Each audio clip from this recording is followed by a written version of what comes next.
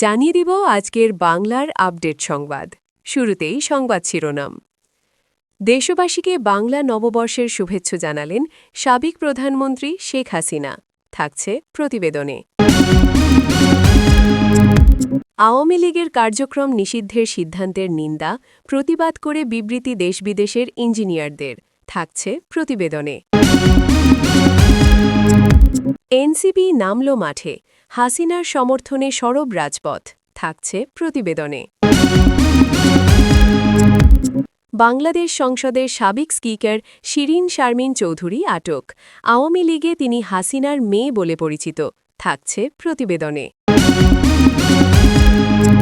ভারত-বাংলাদেশ সম্পর্কেও প্রভাব, হাসিনা ইস্যুতে মুদি চাপে। থাকছে প্রতিবেদনে।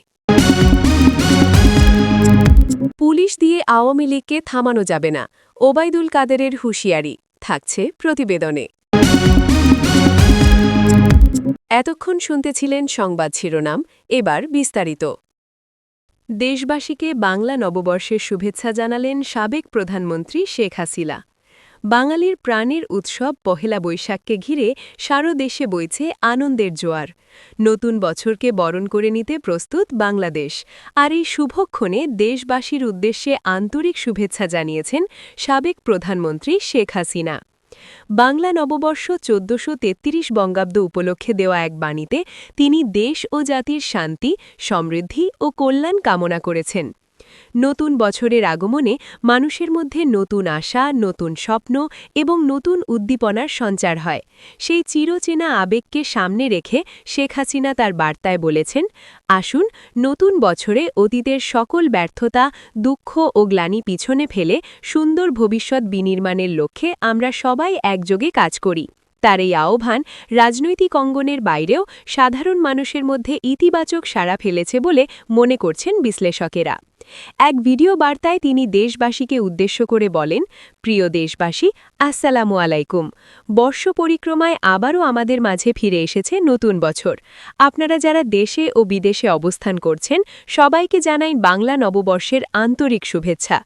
তার এই বার্তা সামাজিক যোগাযোগ মাধ্যমে ছড়িয়ে পড়ার পরপরই ব্যাপক আলোচনার জন্ম দেয়।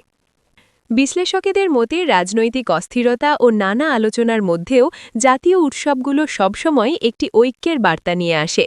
পহেলা বৈশাখ সেই অর্থে বাঙালির সাংস্কৃতিক পরিচয়ের অন্যতম প্রধান প্রতীক। এই দিনে রাজনৈতিক ভেদাভেদ ভুলে মানুষ একসঙ্গে নতুন বছরকে স্বাগত জানায়। শেখ হাসিনার বার্তাও সেই ঐক্যের আহ্বান হিসেবেই দেখা হচ্ছে। রাজধানীসহ দেশের বিভিন্ন স্থানে নববর্ষ উদযাপনের প্রস্তুতি ইতিমধ্যে সম্পন্ন হয়েছে। রঙিন পাঞ্জাবি, শাড়ি, মুখে আলপনা, হাতে বাঁশির সুর, সব মিলিয়ে উৎসব মুখর পরিবেশ তৈরি হয়েছে। চারুকলা ইনস্টিটিউটের মঙ্গল শোভাযাত্রা, গ্রাম বাংলার মেলা, সাংস্কৃতিক অনুষ্ঠান সবকিছু মিলিয়ে পহেলা বৈশাখ যেন এক অনন্য মিলন মেলায় পরিণত হয়। এই প্রেক্ষাপটে শেখ হাসিনার বার্তা শুধু শুভেচ্ছা নয়, বরং একটি অনুপ্রেরণাও বটে। তিনি দেশবাসীকে একসঙ্গে কাজ করার আহ্বান জানিয়ে উন্নয়ন ও অগ্রগতির পথে এগিয়ে যাওয়ার কথা বলেছেন। তার মতে, নতুন বছর হতে পারে নতুন সম্ভাবনার দ্বার, যদি সবাই সম্মিলিতভাবে কাজ করে। আওয়ামী লীগের নেতাকর্মীদের মধ্যেও এই শুভেচ্ছা বার্তা ঘিরে ইতিবাচক প্রতিক্রিয়া দেখা গেছে। তারা বলছেন, দলীয় নেত্রীর এই বার্তা তাদের জন্য একটি দিক নির্দেশনা এবং অনুপ্রেরণা হিসাবে কাজ করবে। অন্যদিকে রাজনৈতিক বিশ্লেষকেরা মনে করছেন, জাতীয় উৎসবের সময় দেওয়া এই ধরনের বার্তা দেশের সামগ্রিক পরিবেশে ইতিবাচক প্রভাব ফেলে। এটি শুধু রাজনৈতিক বার্তা নয়, বরং একটি সামাজিক ও সাংস্কৃতিক আহ্বান যা মানুষকে একত্রিত করে। বাংলা নববর্ষ বাঙালির জীবনে শুধু একটি নতুন ক্যালেন্ডার নয়, বরং এটি একটি নতুন সূচনা, নতুন সম্ভাবনার প্রতীক। পুরনো বছরের সব দুঃখ কষ্ট ভুলে নতুন করে শুরু করার এক অনন্য সুযোগ। এই দিনটিতে মানুষ পরিবার পরিজন, বন্ধু-বান্ধব এবং প্রিয়জনদের সঙ্গে সময় কাটায়, শুভেচ্ছা বিনিময় করে এবং আনন্দ ভাগাভাগি করে নেয়। শেখ হাসিনার বার্তায় সেই চিরচেনা আবেগেরই প্রতিফলন দেখা গেছে। তিনি দেশবাসীকে শুধু শুভেচ্ছা জানাননি, বরং একটি ইতিবাচক ভবিষ্যতের জন্য একসঙ্গে কাজ করার আহ্বান জানিয়েছেন। সব মিলিয়ে বলা যায়, বাংলা নববর্ষকে ঘিরে শেখ হাসিনার এই শুভেচ্ছা বার্তা দেশের মানুষের মধ্যে নতুন উদ্দীপনা তৈরি করেছে। এটি যেমন একটি উৎসবের শুভেচ্ছা, তেমনি একটি ঐক্যের ডাক। নতুন বছর সবার জীবনে বয়ে আনুক সুখ, শান্তি ও সমৃদ্ধি, এই প্রত্যাশাই এখন দেশ জুড়ে। আর সেই প্রত্যাশার সঙ্গে মিল রেখেই দেশবাসী নতুন বছরকে বরণ করে নিচ্ছে আনন্দ ও আশার আলো নিয়ে। আওয়ামী লীগের কার্যক্রম নিষিদ্ধের সিদ্ধান্তের নিন্দা প্রতিবাদ করে বিবৃতি দেশ-বিদেশের ইঞ্জিনিয়ারদের। আওয়ামী লীগের কার্যক্রমের ওপর নিষেধাজ্ঞার প্রতিবাদে দেশ-বিদেশের ৫০১ জন ইঞ্জিনিয়ার বিবৃতি দিয়েছেন। শেখ হাসিনার দল বৃহস্পতিবার এক বিবৃতিতে এই কথা জানিয়েছে। তাতে বলা হয়েছে, মহান মুক্তিযুদ্ধের আদর্শে বিশ্বাসী ও গণতান্ত্রিক রাষ্ট্রব্যবস্থা বিনির্মাণে প্রতিশ্রুতিবদ্ধ সচেতন বাংলাদেশি প্রকৌশলী তথা ইঞ্জিনিয়ার হিসেবে আমরা গভীর উদ্বেগের সঙ্গে লক্ষ্য করছি যে আমাদের প্রাণপ্রিয় মাতৃভূমি বাংলাদেশ আজ এক চরম সংকটে নিমজ্জিত।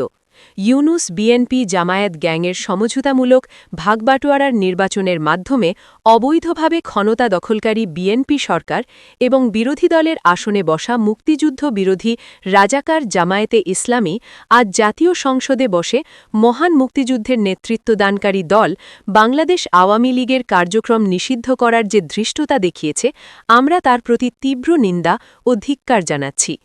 বিবৃতিতে আরও বলা হয়েছে, দেশের ৬০% বেশি মানুষের রাজনৈতিক সমর্থনের প্রতিনিধিত্বকারী দল আওয়ামী লীগকে পরিকল্পিতভাবে রাষ্ট্র ও রাজনীতির বাইরে রাখার যে গভীর ষড়যন্ত্র ইউনিসের নেতৃত্বে মেটিকুলাস ডিজাইনের মাধ্যমে শুরু হয়েছিল, বর্তমান বিএনপি জামায়াত জোট তাকেই চূড়ান্ত রূপ দিয়েছে সংসদে কালো আইন পাশ করে।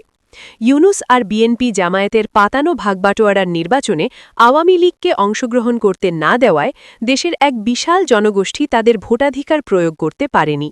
দেশের সিংহভাগ জনগণের মতামতকে সম্পূর্ণ উপেক্ষা করে এবং জনগণের পছন্দ ও ভোটাধিকারের ওপর সেন্সরশিপ চাপিয়ে যে প্রহসনের নির্বাচন মঞ্চস্থ করা হয়েছে, তা কোনোভাবেই দেশীয় ও আন্তর্জাতিক পরিমণ্ডলে গ্রহণযোগ্যতা পায়নি। আমরা গভীর উদ্বেগের সঙ্গে লক্ষ্য করছি যে বিরোধী দলের ভ্যাকুয়াম পূরণ করতে বিএনপি ও জামায়াত লোক দেখানো পারস্পরিক বিরোধিতা করলেও দেশবিরোধী সকল কর্মকাণ্ডে তারা এক ও অভিন্ন। তথাকথিত সংসদীয় গণতন্ত্রের আড়ালে তারা আসলে ৭১-এর পরাজয়ের প্রতিশোধ নিতে এবং বাঙালির সকল গৌরবোজ্জ্বল ইতিহাস মুছে ফেলতে ঐক্যবদ্ধ হয়েছে। বিএনপি জামায়াতের যৌথ প্রযোজনায় অবৈধ ও অসাংবিধানিক কালো আইনের মাধ্যমে আওয়ামী লীগের কার্যক্রম নিষিদ্ধ করায় বাংলাদেশের আর্থসামাজিক ও রাজনৈতিক স্থিতিশীলতা যেমন ক্ষুণ্ণ হবে, তেমনি জাতীয় নিরাপত্তাও মারাত্মক হুমকির মুখে পড়তে পারে। দেশের এই ক্রান্তিলগ্নে অবকাঠামো ও জাতীয় উন্নয়নের কারিগর হিসেবে প্রকৌশলী সমাজ নিশ্চুপ থাকতে পারে না। আমরা মনে করি, একটি দেশের উন্নয়ন ও স্থিতিশীলতা নির্ভর করে সুসংহত রাজনৈতিক কাঠামোর ওপর। জনগণের প্রতিনিধিত্বকারী বৃহত্তম রাজনৈতিক দল আওয়ামী লীগের কার্যক্রম নিষিদ্ধ করে বস্তুত দেশকে এক চরম অনিশ্চয়তা ও অন্ধকার ভবিষ্যতের দিকে ঠেলে দেওয়া হচ্ছে, যা পেশাজীবী হিসেবে আমাদের চরমভাবে উদ্বিগ্ন করে তুলেছে। মেধা ও শ্রম দিয়ে আমরা যে আধুনিক বাংলাদেশ গড়ার স্বপ্ন দেখি, ক্ষমতাসীনদের প্রতিহিংসার রাজনীতি সেই স্বপ্নের মূলে কুঠারাঘাত করছে। বিবৃতিতে বলা হয়েছে, তাই বাঙালির ইতিহাসের এই সন্ধিকণে আমরা দেশ-বিদেশের ৫০১ জন প্রকৌশলী ঐক্যবদ্ধভাবে এই নব্য ফ্যাসিবাদী ও মুক্তিযুদ্ধ বিদ্বেষী সিদ্ধান্তের বিরুদ্ধে তীব্র প্রতিবাদ জানাচ্ছি। তারা আরও বলেছেন, এই অবৈধ নিষেধাজ্ঞা অবিলম্বে প্রত্যাহার করতে হবে, অন্যথায় দেশপ্রেমিক জনতা ও পেশাজীবী সমাজ তাদের অধিকার আদায়ে যে কোনো কঠোর অবস্থান নিতে বাধ্য হবে। এনসিপি নামল মাঠে, হাসিনার সমর্থনে সরব রাজপথ। বাংলাদেশের রাজনৈতিক অঙ্গনে নতুন করে উত্তাপ ছড়িয়েছে ন্যাশনাল সিটিজেন পার্টির মাঠে নামার ঘোষণাকে কেন্দ্র করে।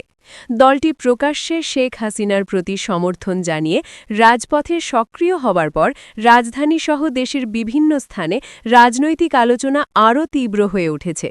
বিশ্লেষকদের মতে, এই পদক্ষেপ বর্তমান রাজনৈতিক সমীকরণে নতুন মাত্রা যোগ করতে পারে।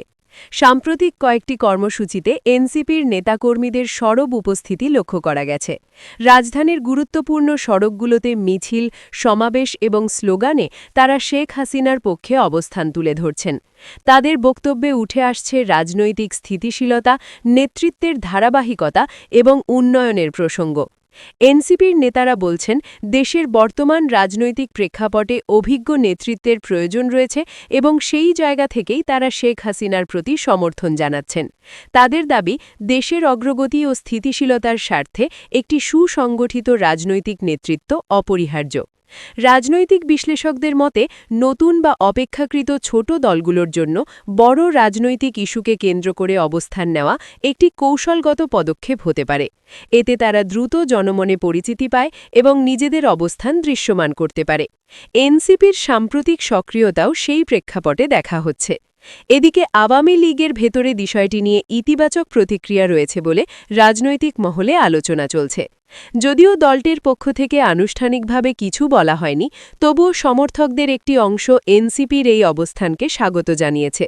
অন্যদিকে বাংলাদেশ ন্যাশনালিস্ট পার্টি সহ বিরোধী রাজনৈতিক দলগুলো বিষয়টি নিয়ে সমালোচনামূলক অবস্থান নিয়েছে।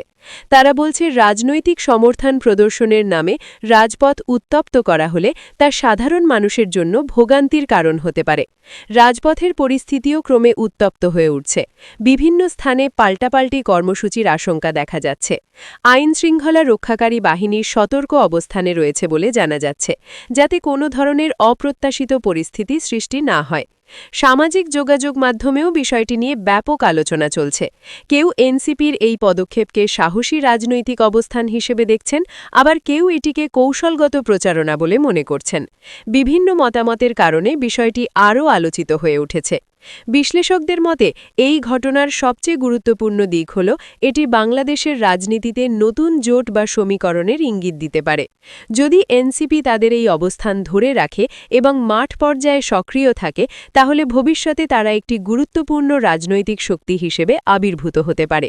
সব মিলিয়ে বলা যায়, এনসিপির মাঠে নামা এবং শেখ হাসিনার প্রতি সমর্থন জানানো দেশের রাজনৈতিক অঙ্গনে নতুন আলোচনার জন্ম দিয়েছে। এটি শুধু একটি দলের কর্মসূচি নয়, বরং বৃহত্তর রাজনৈতিক পরিবর্তনের সম্ভাবনাও তৈরি করতে পারে। এখন সবার নজর রয়েছে এই সক্রিয়তা কতটা দীর্ঘস্থায়ী হয় এবং তা দেশের রাজনীতিতে কী ধরনের প্রভাব ফেলে। সময়ই বলে দেবে এটি সাময়িক উত্তেজনা নাকি একটি বড় রাজনৈতিক পরিবর্তন। বাংলাদেশ সংসদের সাবেক স্পিকার শিরিন শারমিন চৌধুরীকে আটক। আওয়ামী লীগে তিনি হাসিনার মেয়ে বলে পরিচিত। ঢাকা মহানগর পুলিশের গোয়েন্দা বিভাগ সোমবার গভীর রাতে বাংলাদেশ সংসদের সাবেক স্পিকার শিরিন শারমিন চৌধুরীকে আটক করেছে। রাজধানী ঢাকার ধানমন্ডি এলাকার বাড়ি থেকে তাকে আটক করে গোয়েন্দা বিভাগের হেফাজতে রাখা হয়েছে। সরকারিভাবে তাকে গ্রেপ্তার করে আদালতে পেশ করা হবে কিনা তা এখনও স্পষ্ট নয়। ঢাকা গোয়েন্দা পুলিশের একটি টিম তাকে জিজ্ঞাসাবাদ করছে। শিরিন শারমিন ২ দফায় বাংলাদেশ সংসদের স্পিকার ছিলেন। ২০২৪-এর গণ-অভ্যুত্থানের পর রাষ্ট্রপতি মোহাম্মদ শাহাবুদ্দিন জাতীয় সংসদ ভেঙে দেন। তবে নিয়ম অনুযায়ী সংসদ ভেঙে দিলেও স্পিকার এবং ডেপুটি স্পিকার বহাল থাকেন। কিন্তু বাংলাদেশ সংসদের ডেপুটি স্পিকার শামসুল হক টুকু গণ-অভ্যুত্থানের পরই গ্রেপ্তার হয়ে কারাগারে চলে যান। অন্যদিকে শিরিন শারমিন স্পিকার পদে বহাল ছিলেন। সেই বছরই সেপ্টেম্বরের গোড়ায় রাষ্ট্রপতির কাছে পদত্যাগপত্র পাঠিয়ে দেন তিনি। সেই সময় অন্তর্বর্তী সরকারের তরফে তার ওপর প্রবল চাপ তৈরি করা হয়েছিল বলে খবর। আওয়ামী লীগের অভিযোগ, পদত্যাগ না করলে গ্রেপ্তার করার হুঁশিয়ারি দেওয়া হয় শিরিনকে। তখন তার এবং স্বামীর কয়েকটি ব্যাংক অ্যাকাউন্ট সিল করে দেয় পুলিশ। কয়েকবার তার বাড়িতে গিয়ে জিজ্ঞাসাবাদ করা হয়, কিন্তু মোহাম্মদ ইউনূসের সরকার তাকে গ্রেপ্তার করেনি। ২০১৩-র এপ্রিলে তিনি বাংলাদেশ সংসদের স্পিকার নির্বাচিত হয়েছিলেন। তিনি বাংলাদেশের উত্তর প্রান্তের শহর রংপুরের রংপুর ৬ আসন থেকে নির্বাচনে প্রতিদ্বন্দ্বিতা করতেন। আওয়ামী লীগে গুরুত্বপূর্ণ কোনো পদে না থাকলেও শিরিন শারমিন যথেষ্ট গুরুত্ব পেতেন শেখ হাসিনার পছন্দের মানুষ হওয়ায়। হাসিনা প্রকাশ্যে বলতেন, শিরিন আমার কন্যা। নির্বাচনী প্রচারে আওয়ামী লীগ নেত্রী বলতেন, আমার মেয়ের জন্য ভোট চাইতে এসেছি, আমার মুখ চেয়ে শিরিনকে জয়যুক্ত করবেন। পুলিশ জানিয়েছে, গণ-অভ্যুত্থানের সময় একজন স্বর্ণশিল্পীর হত্যাকাণ্ডের নাম রয়েছে প্রাক্তন স্পিকার শিরিন শারমিনের। নিহত মুসলিম উদ্দিনের স্ত্রী দিলরুবা আক্তার থানায় দায়ের করা মামলায় শিরিন শারমিন ছাড়াও শেখ হাসিনা সরকারের বাণিজ্য মন্ত্রী টিপু মুন্সিকে অভিযুক্ত করেন। টিপু মুন্সি ১ বছরের বেশি হল কারাগারে বন্দী। এখন দেখার সাবেক স্পিকার শিরিন শারমিনের কী পরিণতি হয়। পুলিশ দিয়ে আওয়ামী লীগকে থামানো যাবে না, ওবায়দুল কাদেরের হুঁশিয়ারি। বাংলাদেশের রাজনৈতিক অঙ্গনে নতুন করে উত্তেজনা ছড়িয়েছে ওবায়দুল কাদেরের সাম্প্রতিক বক্তব্যকে কেন্দ্র করে। তিনি স্পষ্ট ভাষায় বলেছেন, পুলিশ দিয়ে আওয়ামী লীগকে থামানো যাবে না। এমন মন্তব্য ঘিরে ইতোমধ্যেই রাজনৈতিক মহলের ইমূল আলোচনা শুরু হয়েছে। এক সমাবেশে দেওয়া বক্তব্যে ওবায়দুল কাদের বলেন, আওয়ামী লীগ একটি জনভিত্তিক দল, যার শিকড় দেশের মাটির গভীরে প্রথিত। তাই প্রশাসনিক চাপ বা আইন শৃঙ্খলা বাহিনী ব্যবহার করে এ দলের রাজনৈতিক কর্মকাণ্ড দমন করা সম্ভব নয়। তার এই মন্তব্যকে অনেকেই একটি শক্ত রাজনৈতিক বার্তা হিসেবে দেখছেন। রাজনৈতিক বিশ্লেষকদের মতে, বর্তমান পরিস্থিতিতে আওয়ামী লীগের ওপর বিভিন্ন ধরনের চাপ ও সীমাবদ্ধতার প্রেক্ষাপটে এই বক্তব্য এসেছে। দলটির নেতাকর্মীদের মধ্যে মনোবল বাড়ানো এবং সমর্থকদের সংগঠিত রাখার কৌশল হিসেবেও এটি গুরুত্বপূর্ণ হতে পারে। এদিকে বাংলাদেশ ন্যাশনালিস্ট পার্টির পক্ষ থেকে এ বক্তব্যের সমালোচনা করা হয়েছে বলে রাজনৈতিক মহলে আলোচনা রয়েছে। তাদের মতে, আইন শৃঙ্খলা রক্ষাকারী বাহিনী দেশের স্থিতিশীলতা বজায় রাখার জন্য কাজ করে এবং এ ধরনের বক্তব্য বিভ্রান্তি তৈরি করতে পারে। অন্যদিকে আইন শৃঙ্খলা বাহিনীর ভূমিকাও আলোচনায় এসেছে। বিশ্লেষকদের মতে, রাজনৈতিক কর্মসূচি ও জননিরাপত্তার মধ্যে ভারসাম্য রক্ষা করা সবসময়ই একটি বড় চ্যালেঞ্জ। এই প্রেক্ষাপটে রাজনৈতিক বক্তব্য পরিস্থিতিকে আরও সংবেদনশীল করে তুলতে পারে। সামাজিক যোগাযোগ মাধ্যমে কাদেরের এই বক্তব্য নিয়ে ব্যাপক প্রতিক্রিয়া দেখা গেছে। আওয়ামী লীগের সমর্থকরা এটিকে সাহসী ও আত্মবিশ্বাসী বক্তব্য হিসেবে দেখছেন, অন্যদিকে সমালোচকরা বলছেন রাজনৈতিক সংযম বজায় রাখা জরুরি। বিশ্লেষকদের মতে, এই বক্তব্যের মাধ্যমে একটি বিষয় স্পষ্ট, বাংলাদেশের রাজনীতিতে প্রতিযোগিতা ও উত্তেজনা ক্রমেই বাড়ছে। প্রতিটি দলই নিজেদের অবস্থান শক্ত করার চেষ্টা করছে এবং জনমত নিজেদের পক্ষে আনার কৌশল নিচ্ছে। সব মিলিয়ে বলা যায়, ওবায়দুল কাদেরের এই বক্তব্য শুধু একটি রাজনৈতিক মন্তব্য নয়, বরং বর্তমান রাজনৈতিক বাস্তবতার প্রতিফলন। এটি যেমন সমর্থকদের মধ্যে উদ্দীপনা তৈরি করেছে, তেমনি বিরোধী মহলেও নতুন করে আলোচনার জন্ম দিয়েছে। এখন সবার নজর পরবর্তী পরিস্থিতির দিকে।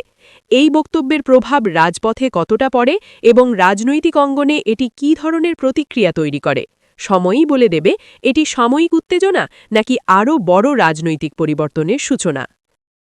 ভারত বাংলাদেশ সম্পর্কেও প্রভাব, হাসিনা ইস্যুতে মোদি চাপে। দক্ষিণ এশিয়ার কূটনৈতিক অঙ্গনে নতুন করে আলোচনার কেন্দ্রবিন্দুতে উঠে এসেছে শেখ হাসিনাকে ঘিরে তৈরি হওয়া পরিস্থিতি।